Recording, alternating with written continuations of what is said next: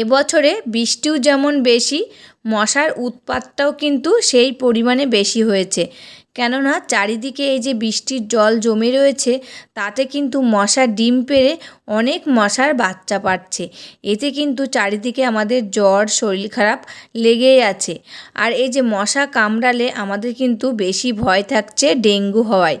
তা দেখো, বাইরের থেকে আমরা অনেক কীটনাশক কেমিক্যাল কিনে নিয়ে এসে বাড়িতে ইউজ করছি, এতে কিন্তু আমাদের শরীরটা আরও খারাপ হচ্ছে।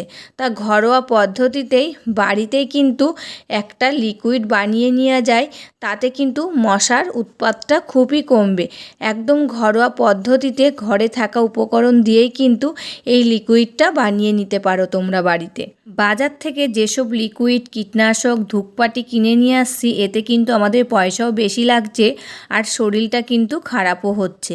তা ঘরে থাকা উপকরণ দিয়েই একদম কম খরচেই এরকম একটা লিকুইড বাড়িতেই কিন্তু বানিয়ে নেওয়া যায়।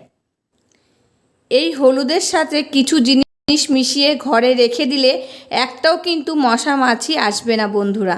তা দেখো, বাটিতে আমি খানিকটা কিন্তু হলুদ নিয়ে নিয়েছি। আমি কিন্তু এখানে একটা বড় সাইজের বাটি নিয়ে নিলাম। আর এই বাটিটা কিন্তু আমি ইউজ করি না। তোমরাও কিন্তু যে বাটিটা ইউজ করো না সেই বাটিটাই কিন্তু নিয়ে নেবে। এবার এর ভিতরে দিয়ে দিচ্ছি আমি 2 চামচ লবণ।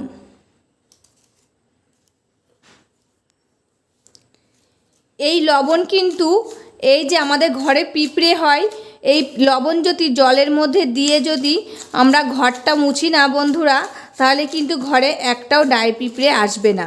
ডাই পিঁপড়ে বলো আর লাল পিঁপড়ে বলো, আসবে না কিন্তু। আর এই লবণে কিন্তু কোনো সময় পোকা ধরে না, যেহেতু লবণটা নোনতা, তার জন্যে কিন্তু এই লবণে পোকা ধরে না। আর যদি একটু মিষ্টি হতো তাহলে কিন্তু পোকাও ধরতো, আর এই যে পিঁপড়ে মশা মাছি কিন্তু মরতো না। আর এই লবণও কিন্তু মশা দূর করতে আমাদের সাহায্য করবে। এই লবণের ভিতরে দিয়ে দিচ্ছি আমি 1 চামচ হলুদ। এই হলুদটা এবার আমি কিন্তু লবণের সাথে ভালো করে মিশিয়ে নেব। আর হলুদেও কিন্তু কোনো সময় পোকা ধরে না। আর হলুদ কিন্তু একটা অ্যান্টিসেপটিক জিনিস। কোনো জায়গায় যদি কেটে কুটে যায়, এই হলুদ দিলে কিন্তু অনেক সময় রক্ত পড়া বন্ধ হয়ে যায়। এবার আমি এর ভিতরে দিয়ে দেব 1 চামচ নিমাইল। তোমাদের না থাকে, যদি ফিনাইল থাকে ফিনাইলও দিয়ে দিতে পারো, এমনকি যদি ডেটলটাও কিন্তু দিয়ে দিতে পারো। তা দেখো, নিমাইলটা দেওয়ার সঙ্গে সঙ্গে হলুদের কালারটা কিন্তু আমার চেঞ্জ হয়ে যাচ্ছে।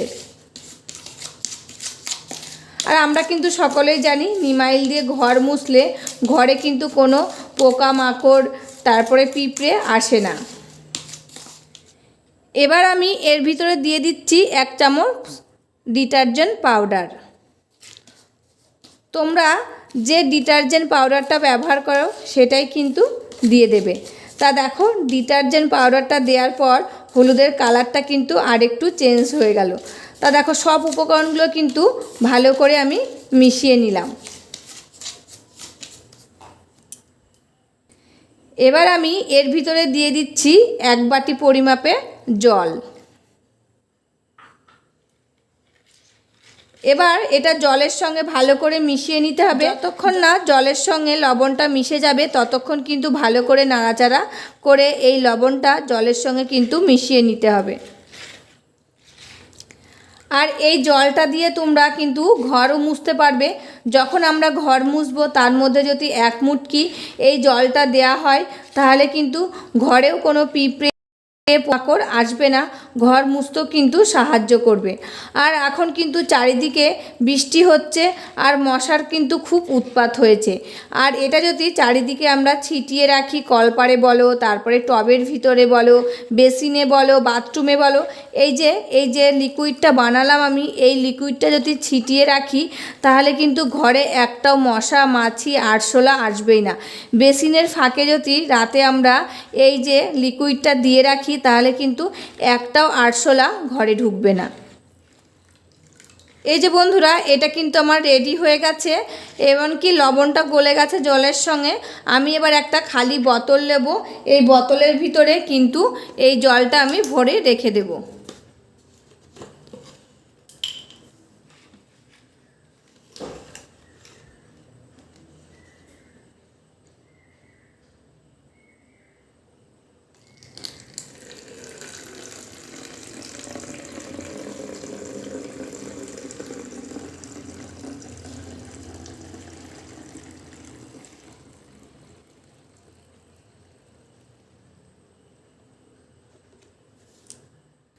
বন্ধুরা এই যে বোতলের মুখটাকে কিন্তু এরকম করে একটু পেরেক দিয়ে ছোট ছোট ছিদ্র করে নিলে বেশ ভালো হবে। যখন আমরা কোনো জায়গায় দেব তখন কিন্তু বেশ ছিটিয়ে পড়বে, আর এই যে মুখ খুলে দিলে কিন্তু অনেকটা পড়ে যাবে, আর এরকম করে দিলে কিন্তু বেশি পড়বে না, এতে ভালো হবে। তোমরা কিন্তু এই যে বোতলের মুখে এরকম করে ছোট ছোট ছিদ্র করে নেবে, দিয়ে এই যে মুখটা আটকিয়ে দেবে। বন্ধুরা এই যে বেসিনের মুখ দিয়ে কিন্তু অনেক সময় আরশোলা পোকামাকড় কিন্তু ঢুকে আসে। এরকম করে একটু রাতে দিয়ে রাখলে সারা রাত থাকবে। তোমরা ভাবছো যে হলুদটা দিয়েছি হলুদ হবে, হলুদ কিন্তু হবে না, জল দিয়ে ধুলে কিন্তু এটা চলে যাবে।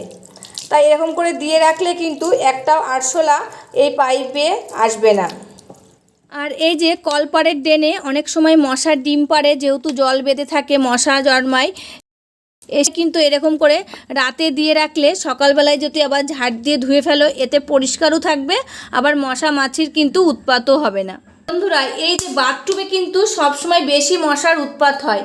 তা রাতে যখন ঘুমাতে যাবে তখন কিন্তু এই যে বাথরুমে এটা ছিটিয়ে রেখে যাবে, তখন কিন্তু একটাও মশা থাকবে না, আর আরশোলাও আসবে না।